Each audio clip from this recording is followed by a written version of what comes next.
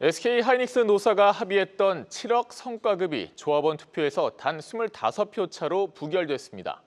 역대급 성과급 규모에도 주식으로 받는 비중이 크다는 것에 반발한 겁니다. 이른바 N% 성과급 논란이 다시 불거질 가능성도 제기되고 있는데요. 자세한 내용 산업부 김대현 기자와 살펴봅니다.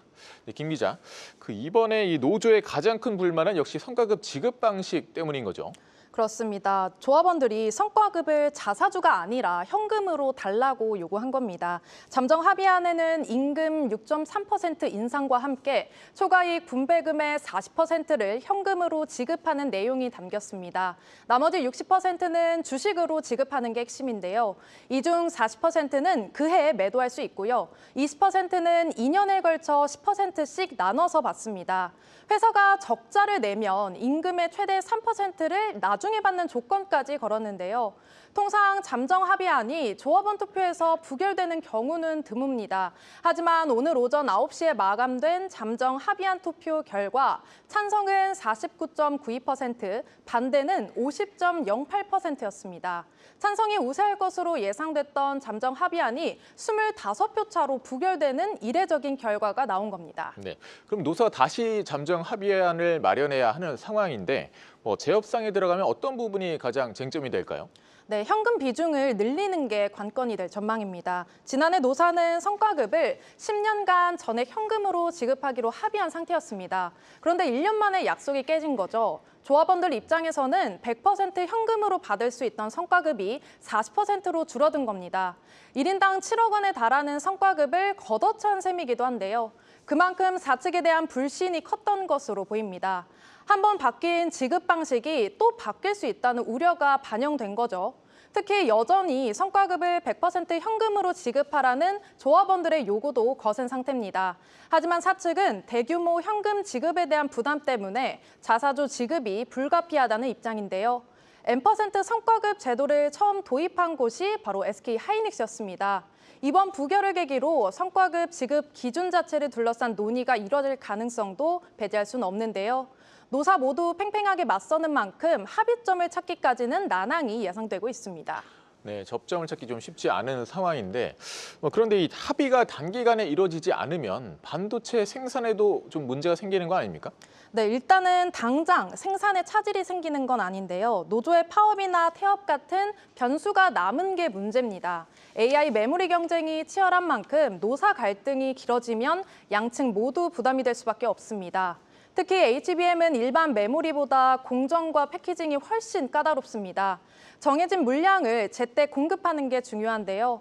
생산 일정이 늦어지면 고객사의 신뢰를 잃을 수도 있습니다. AI 메모리 공급이 부족한 상황에서 안정적인 공급 자체가 경쟁력으로 직결되는 이유입니다. 여기에 SK하이닉스는 국내를 비롯해서 미국과 일본 등 글로벌 생산 거점을 확대하는 방안까지 검토하고 있습니다. 글로벌 HBM 경쟁에서 우위를 이어가려면 노사 간 합의가 시급하다는 분석이 나오고 있습니다. 네, 잘 들었습니다. 산업부 김대현 기자였습니다.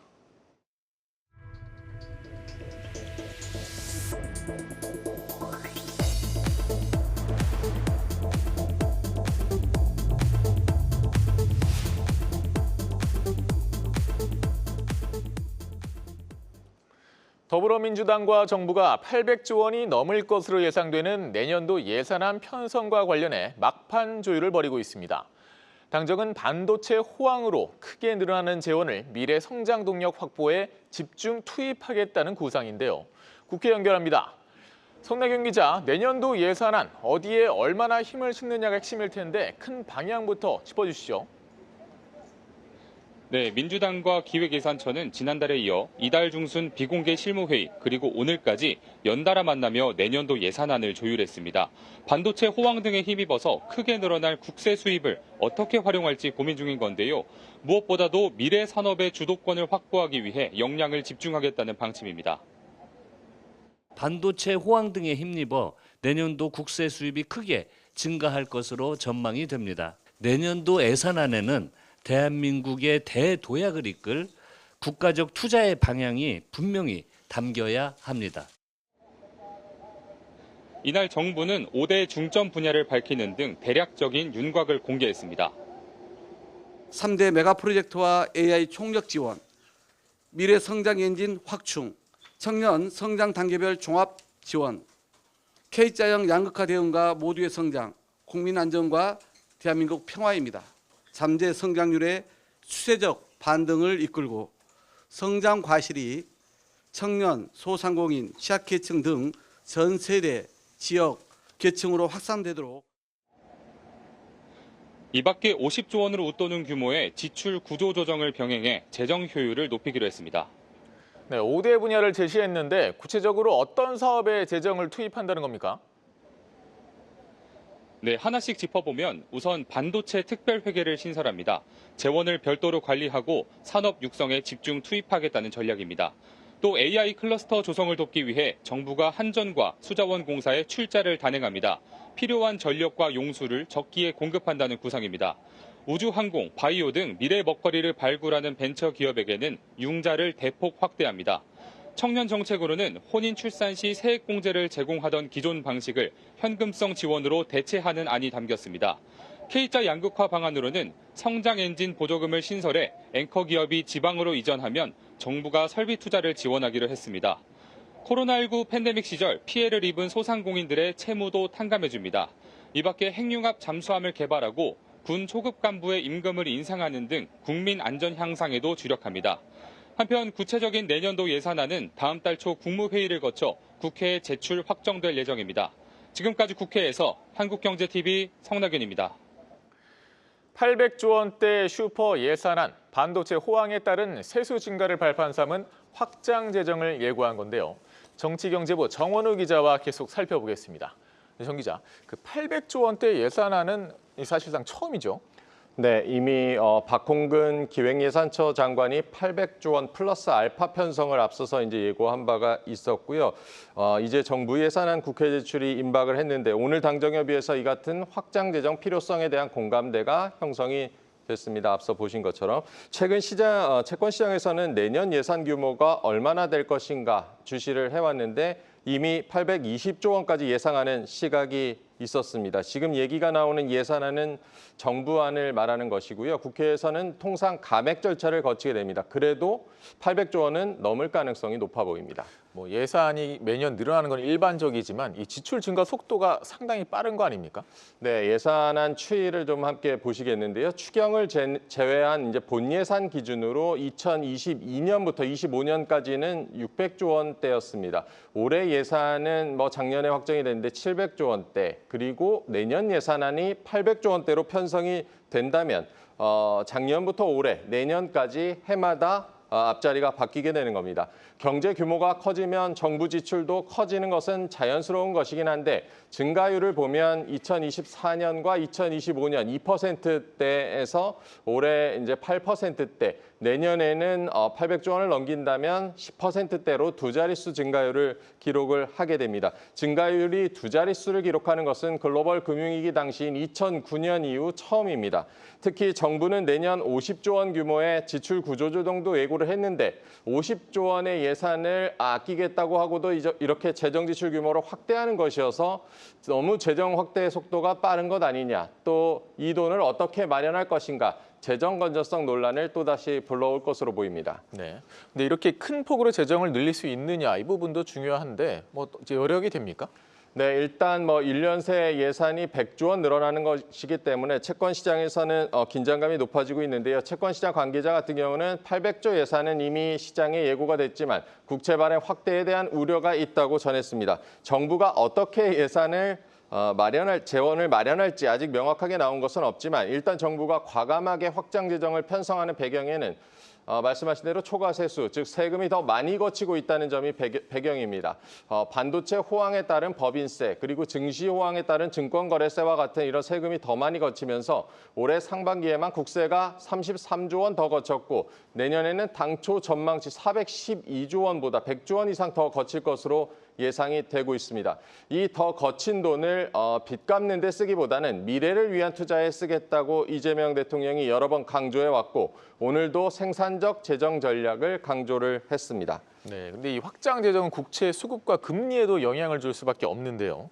이미 국내 금융시장에 좀 불안감이 퍼져 있죠. 네, 그렇습니다. 최근에 미국이나 일본의 국채 금리 급등이 우리 증시를 좀 흔들기도 했었는데요. 국내 채권 시장 상황은 이미 더 좋지 않습니다. 최근 1년 동안 우리나라 국고채 금리 3년물 같은 경우는 1.5%포인트, 10년은 1.6%포인트, 30년은 2%포인트 이상 올랐고요. 지금 보시는 것처럼 미국이나 일본이 일본에 비해서도 국고채 10년물 같은 경우는 상당히 가파른 금리 상승세를 이어왔습니다. 한국은행의 기준금리 인상 그리고 주식으로의 자금 쏠림이 직접적인 영향을 줬지만 그 근본에는 확장 재정에 대한 우려가 깔려 있습니다. 그래서 800조 원대 예산안에 대한 우려가 채권 시장 전반에 퍼져 있고요.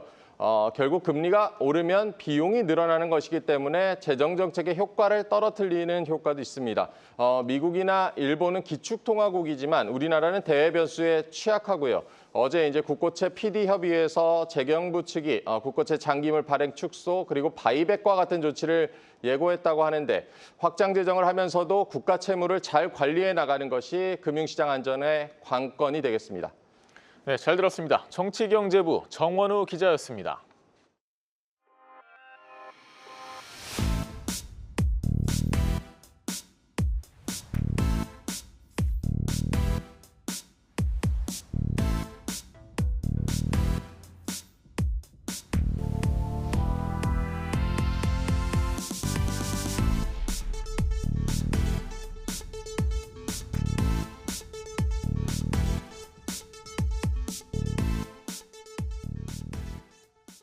달러 가치 하락 우려에 금과 비트코인으로 자산이 움직이고 있습니다. 미국 재무부가 장기 국제 금리 급등을 진정시키기 위해 꺼내든 바이백 확대 카드가 결과적으로 달러 약세를 불러왔죠. 법정 화폐의 가치 하락에 대한 우려가 커지면서 금과 비트코인 등 대체 자산으로 투자 수요가 이동하는 흐름이 뚜렷해지고 있는데요. 오늘은 그중에서도 금에 대해서 더 자세히 살펴보겠습니다. 간밤 뉴욕 상품 거래소에서 금 선물 가격은 온스당 4,700달러 선을 뚫었습니다. 장중한 때 4,738.5달러까지 치솟기도 했는데요. 연중 최저치였던 지난달 16일과 비교해 18.7% 오른 수준입니다. 금값이 반등하자 국내 투자자들의 자금도 금으로 쏠리는 모습입니다. 이달 24일까지 개인 투자자들은 KRX 금시장에서 2천억 원이 넘는 금을 순매수했습니다. 지난 5월 이후 3개월 연속 순매도 행진을 이어왔는데 8월 들어 순매수로 돌아선 겁니다. 은행을 통한 금 투자도 활발한데요. 세계은행에서 운영하는 금 통장 골드뱅킹 잔액은 1.8조 원으로 4개월 만에 증가세를 기록했고요. 골드바는 이달 들어 249억 원어치가 팔렸습니다. 관건은 금값이 앞으로도 추가로 상승할 수 있을지 여부입니다. 현재 금 가격은 지난 1월 기록했던 사상 최고치보다는 여전히 낮은 수준입니다. 고점까지는 아직 10% 넘게 상승 여력이 남아있는 셈인데요. 주요국 중앙은행들이 금 매수가 다시 살아나고 있는 점은 금값을 떠받치는 요인이 될 것으로 보입니다. 각국 중앙은행들은 2분기에만 290톤에 가까운 금을 사들이며 역대 2분기 가운데 최대 매입량을 기록했습니다.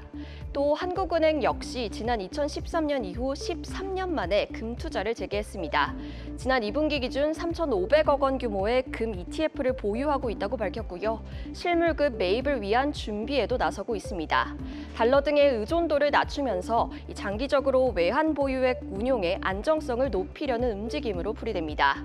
시장은 당분간 금 가격 상승 흐름이 이어질 가능성에 무게를 두고 있습니다. NH투자증권은 장기 국채금리 상승이 중앙은행들의 금 매입세를 가속화할 것이라며 연내 금값이 5,000달러 선을 회복할 수 있다고 전망했고요.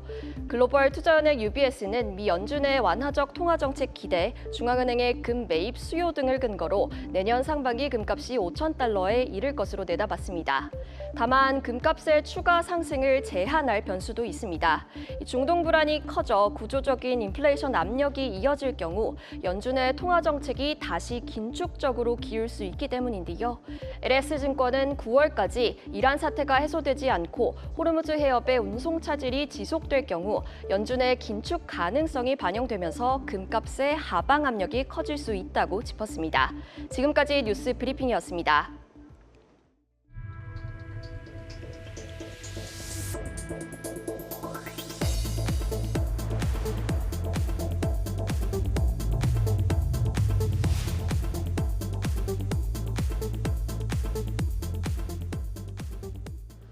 국내 금융상품을 블록체인 토큰 증권으로 만들어 해외 투자자에게 유통할 수 있는 길이 열렸습니다.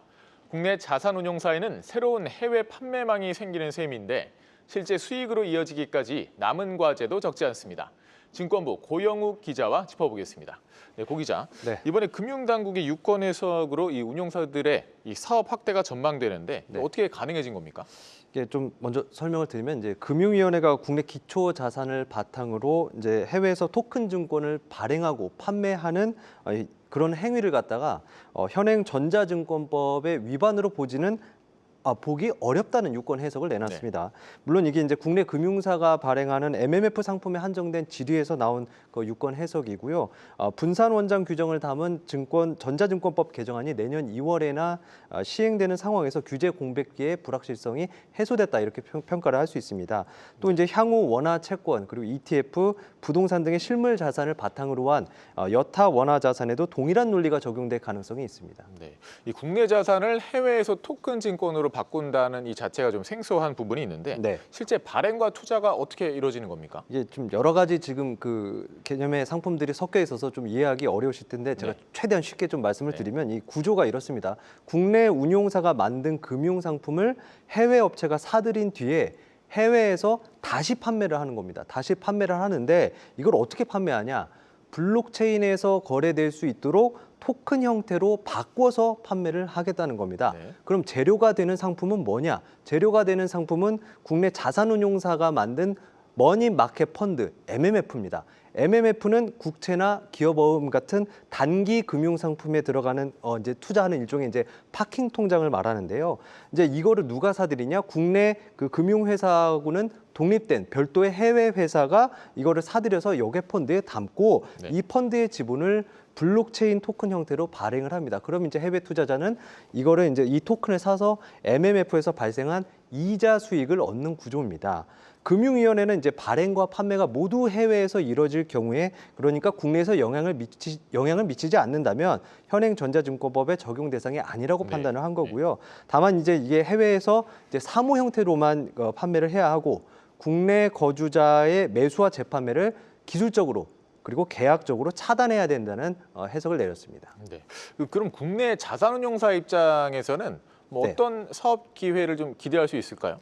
이게 일단 그 토큰을 발행해서 수수료를 받는 구조가 아니라 이게 해외에서 모집된 돈을 이제 운용을 하면서 보수를 받는 이제 구조가 되는 건데요. 예를 들어서 이제 해외 기관이 이제 토큰을 팔아서 1조 원을 모집을 하고 이를 이제 전부 국내 MMF에 넣으면 해당 운용사의 펀드 설정액이 1조 원 늘어납니다. 다만 이제 MMF의 보수는 이제 통상 0.1% 즉 그 10bp에도 못 미칠 정도로 낮습니다. 따라서 이제 당장 큰 실적을 좀 내기보다는 국내 운용사가 해외 온체인 자금을 받을 수 있는 새로운 판매망을 확보했다는 데 의미가 있습니다. 여기에 대해서 이제 키움증권은 MMF 토큰화를 단순 실험을 넘어서 온체인 금융을 현실화하는 첫 단계로 평가를 했습니다. 토큰화 MMF는 이 스테이블 코인보다 신용 위험이 낮으면서 이자도 받을 수 있어서 가상자산 업계의 수요가 점차 확대될 것으로 전망했고요. 또 이제 삼성증권도 이번 유권 해석으로 국내 자산의 공급과 해외 토큰화 구조의 법적 불확실성이 완화된 것으로 평가했습니다. 네, 그런데 이 국내에서도 이 토큰 증권 시장 출범을 준비하고 있잖아요. 네. 좀 연결이 되는 부분이 있습니까? 이게 조금 이것도 경계가 조금 이제 경계를 말씀을 드려야 될 텐데 현재로서는 이게 별개의 시장이라고 말씀을 드릴 수 있습니다. 왜냐하면 이게 거래할 수 있는 사람도 그리고 거래되는 상품도 다르기 때문인데요. 지금 이제 그 말씀하셨던 토큰 증권 거래소 같은 경우에는 이제 국내 투자자가 아까는 해외 투자자였죠. 근데 이 토큰 증권 거래소는 국내 투자자가 부동산이나 미술품, 뭐 한우 같은 이런 그 비정형 자산을 수익 증권을 거래하는 시장인 거고요. 네. 이제 국내법에서 따라서 이제 허가받은 국내 인프라에서 유통이 됩니다. 그러니까 지금까지 말씀드렸던 그 STO의 해외 유통과는 좀 다르다고 말씀드릴 수 있습니다. 다만 이제 이번 유권 해석에 따른 그 시장 변화의 방향은 읽을 수 있는데요. 네. 지금 국내 토큰 증권에 대한 논의는 이제 앞서 말씀드렸던 것처럼 이제 조각 투자에서 출발을 했지만 미국에서는 이미 이제 MMF와 같은 뭐 이제 기존 금융 상품의 토큰화가 빠르게 성장하고 있습니다. 그래서 이번 해석으로 국내에서는 폐쇄형 인프라를 구축하고 그다음 해외에서는 퍼블릭 블록체인을 활용해서 원화 자산을 유통하는 두 갈래 시장이 형성될 가능성이 있다고 볼 수 있습니다. 네, 이 법적 불확실성이 완화됐다고 해서 곧바로 시장이 커지는 것은 아니고요. 네. 뭐 실제 상품 출시와 시장 확대까지는 어떤 과제가 좀 남아 있습니까? 맞습니다. 그 우선 그 이번 결정은 뭐 상품 출시를 허가하는 건 아니고요. 그러니까 특정 구조가 이 구조가 국내 그 전자증권법 적용 대상이 아니다라는 그런 법력 해석입니다. 네. 그래서 현재 이제 이 상품을 현재 그 만들고 있는 회사들이 몇 군데가 있는데요.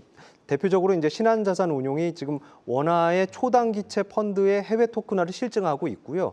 아직 근데 오늘도 확인을 해보니까 뭐 상품명이라든지 발행 규모, 뭐 목표 운용 자산 같은 이런 구체적인 사항은 아직 정해지지 않았습니다. 이제 해외 투자자 입장에서는 또 이제 고민을 해야 될 것이 원화 가치가 떨어질 위험. 그리고 이걸 또 어떻게 해지를 해야 될지 이런 비용이 좀 추가로 발생을 하게 되고요. 이제 달러와 이제 미국 국채를 기초로 한 그런 상품처럼 충분한 수요가 생길지도 사실 별개의 문제라고 볼 수 있습니다. 그러니까 정리를 하면 법적인 문은 열렸지만 이게 실제로 시장 규모는 해외에서 그 얼마나 많은 원화 자산에 대한 수요가 있을지 그거를 좀 이제 여기에 달렸다고 좀 볼 수 있다는 의미고요. 또 이제 이번 해석은 그 MMF를 담는 그런 이제 특정 역의 펀드에 한정돼 있지만 앞으로 이제 채권, 뭐 ETF, 부동산 같은 다른 원화 자산도 확대할지 여부가 주요 관전 포인트라고 정리할 수 있겠습니다. 네, 여기까지 듣겠습니다. 증권부 고영욱 기자와 함께했습니다.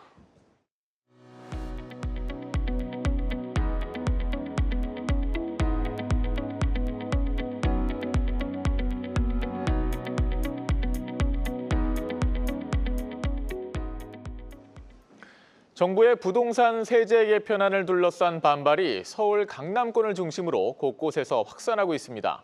특히 수십 년간 한 채의 집을 보유하고 살아온 실거주자들 사이에서 세금 부담이 너무 크다는 불만이 쏟아지고 있습니다. 김원규 기자입니다. 서울 서초구가 마련한 부동산 세제 개편안 설명회 현장. 정부 세제 개편안에 반발하고 있는 주민 600여 명이 모여 요동치는 부동산 민심을 보여줬습니다. 집 한 채 마련하고 정부가 왜 나를 이렇게 힘들게 하냐 바로 하는 그 말씀들. 그래서 너무 불안하고 답답하고 심지어는 막 울분에 차서 그래서 우리 국민들의 의견 들어가지고 부동산 부자들이 밀집한 서울 강남권을 중심으로 정부 세제 개편안에 대한 집단 반발이 본격적으로 나타나고 있습니다. 예, 오래 가지고 계신 분들에 대해서는 그분들을 투기꾼이나 이렇게 뭐 안강화하지 않고 가혹하게만 안 했으면 좋겠어요. 징벌적 세금은 피해야 되는 게 아니야. 월급쟁이에서 집을 샀는데 이거 저희가 집값을 올린 것도 아닌데. 강남구와 서초구, 송파구는 세제 개편안에 반대하는 주민들의 의견을 모아 정부에 제출하고 전면 재검토를 요구하고 나섰습니다. 이번 세제 개편안이 징벌적 세제 개편안이라고 인식을 하고 있습니다. 원칙과 상식에 입각해야 되는데 이러한 수기 과정이 결여되었다. 특히 실거주를 내세운 1주택자에 대한 징벌적 과세에 대한 비판 여론은 강남권을 넘어 서울 곳곳으로 번지고 있습니다. 너무 세금을 아니 내가 불만해. 1주택은 비거주하고 하면 안 되지. 조세 저항이죠. 국가가 세운 조세 정책에 대해서 받아들이지 못하고 조세를 이용해서 어떤 가격의 높낮이를 조정하겠다라고 하는 것은 사실은 시장의 원리에 반하기도 하죠. 정부와 민주당이 다급히 수정안 마련에 나섰지만 누적된 부동산 정책 실패에 더해진 세제 개편안의 파장은 쉽사리 가라앉지 않을 전망입니다. 한국경제TV 김원규입니다. 매년 1,000억 원씩 소멸되고 있는 카드 포인트를 지역 화폐로 바꿔 지역 소비를 살리겠다는 정부 구상이 좀처럼 속도를 내지 못하고 있습니다. 카드사들과 지역 화폐 사업자들의 시스템을 어떻게 연결할지, 그 비용은 누가 부담할지 등에서 논의가 나아가지 못하고 있는 가운데 효과가 검증되지 않은 정책이라는 지적도 나옵니다. 박승환 기자의 보도입니다. 정부가 카드 포인트를 지역 화폐로 바꾸는 정책을 추진하는 건 사용하지 않은 채 5년이 지나면 자동 소멸되기 때문입니다. 지난해 상반기 기준 잔액은 2조 9천억 원. 이를 지역 화폐로 전환해 지역 경제와 골목 상권을 살리겠다는 계획인데 우선 공통의 플랫폼을 만들어야 합니다. 금융결제원 중심의 시스템을 구축하기로 방향을 잡았다지만 구체적인 방식이나 비용 분담 등의 문제에서 논의를 이어가는 중으로 파악됩니다. 당장 각각의 카드사와 전국 개별 단위의 지역화폐 운영사를 연결할 인프라가 필요한데 현실적으로 어렵다는 게 일선 현장의 반응. 지난 6월 이재명 대통령의 지시 이후 금융위원회와 행정안전부, 카드업계가 모여 TF를 꾸렸지만 별다른 진전이 없는 이유입니다. 카드사별 포인트 정책이 다른 점도 문제입니다. 포인트 사용법이나 유효기간 등이 저마다 다른데 같은 기준을 적용해 지역화폐로 환산하기는 어렵다는 설명입니다. 무엇보다 추가 캐시백이나 할인 등의 혜택 없이 소비자들이 카드 포인트를 지역화폐로 바꿀 유인책이 없다는 지적입니다. 이미 카드업계에서 포인트를 현금으로 바꿔 계좌에 입금할 수 있게 하고 포인트를 활용한 카드 대금 결제도 가능하도록 지원하는 등 사용 편의성을 높이는 중이기 때문입니다. 실제로 매년 소멸되는 카드 포인트 규모는 2022년 이후로 줄어드는 추세입니다. 카드 포인트의 지역화폐 전환과 활용에 추가 재원을 드리는 대신 기존 제도의 활용도를 올리는 데 집중하자는 조언이 나오는 배경입니다. 앞서 정부는 올해 하반기 경제성장 전략을 발표하면서 카드 포인트 지역화폐 전환을 지방주도 성장 과제 중 하나로 선정한 상황. 2026년이 넉 달 남은 상황에서 효과가 불분명한 카드 포인트 지역화폐 전환 정책이 자칫 졸속 행정으로 이어지진 않을지 우려가 커집니다. 한국경제TV 박승환입니다. 8월 25일 저희가 준비한 소식은 여기까지입니다. 함께해 주신 여러분 고맙습니다.